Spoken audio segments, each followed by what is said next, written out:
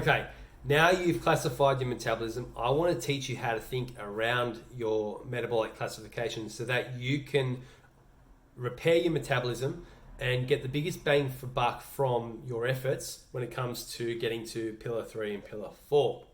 So, as I mentioned in the last video, that metabolic classification assessment has kind of brought to light what needs to change inside of your life for you to start to improve the way you look, feel, and function, to improve your metabolism. You can now see that there are some habits that you need to implement, such as more consistent exercise that builds muscle. You can see that you need to improve your eating habits and so forth. But all of these are dominoes, right? They're all dominoes that you need to knock down. And if you had a line of dominoes, you could apply the same amount of effort or force at anywhere along the line of dominoes and get a different result.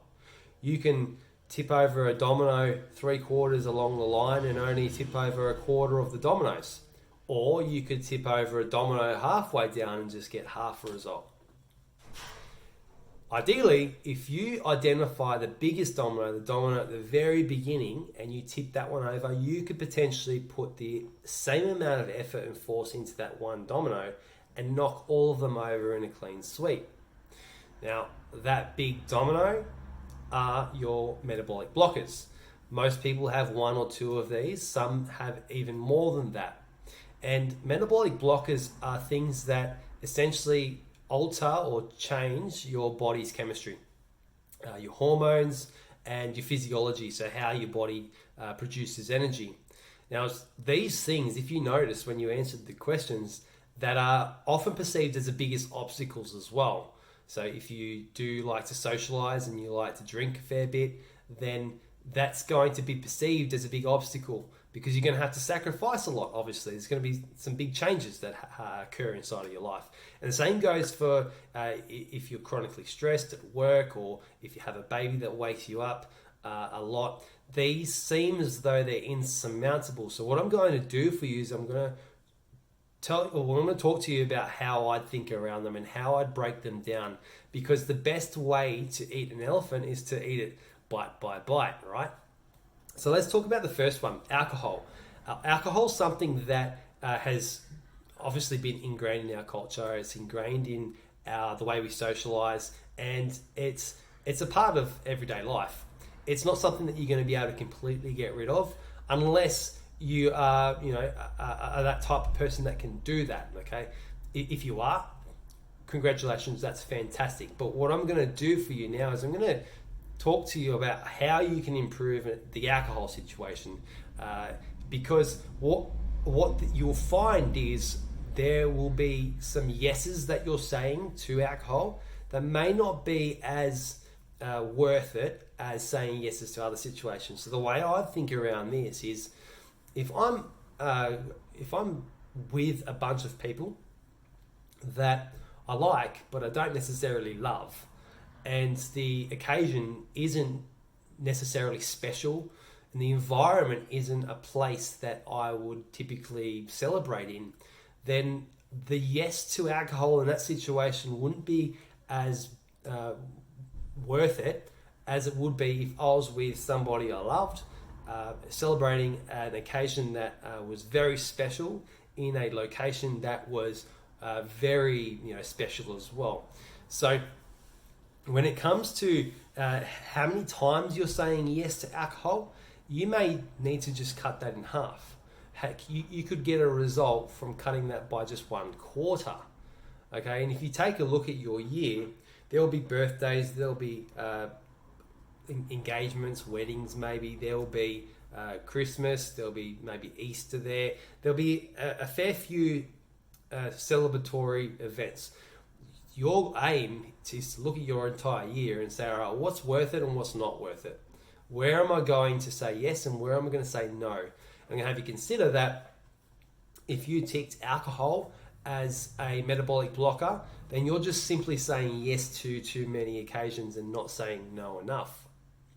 Moving on, let's talk about chronic stress and poor sleeping habits.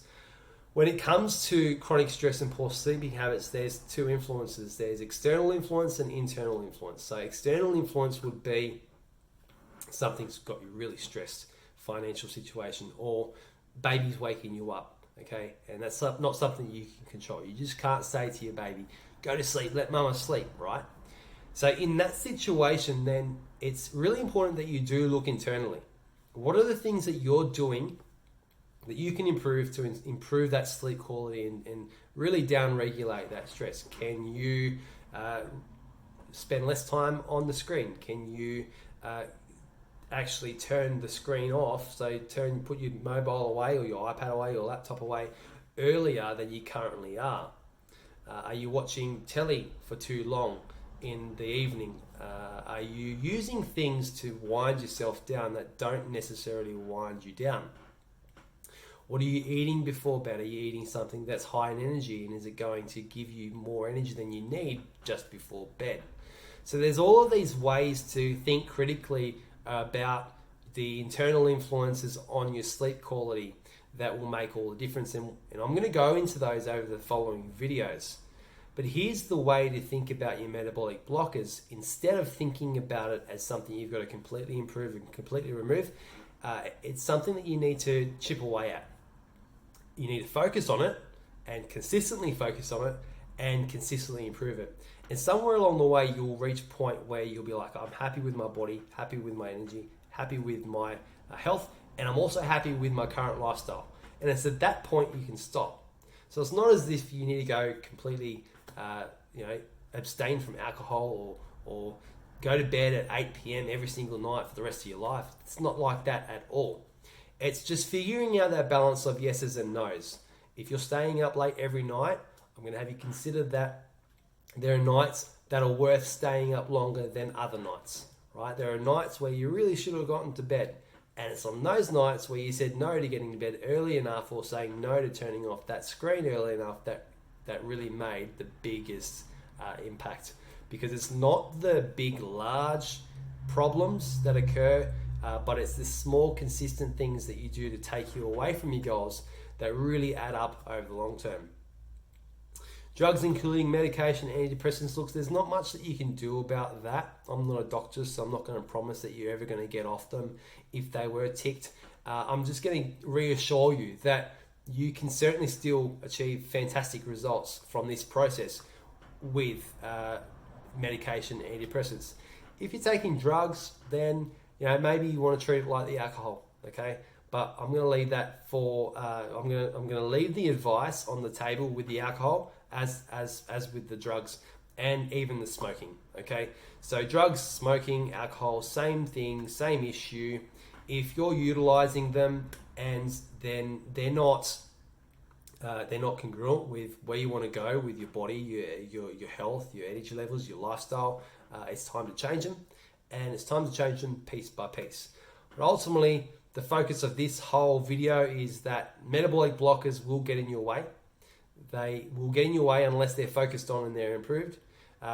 Improve them bit by bit over time.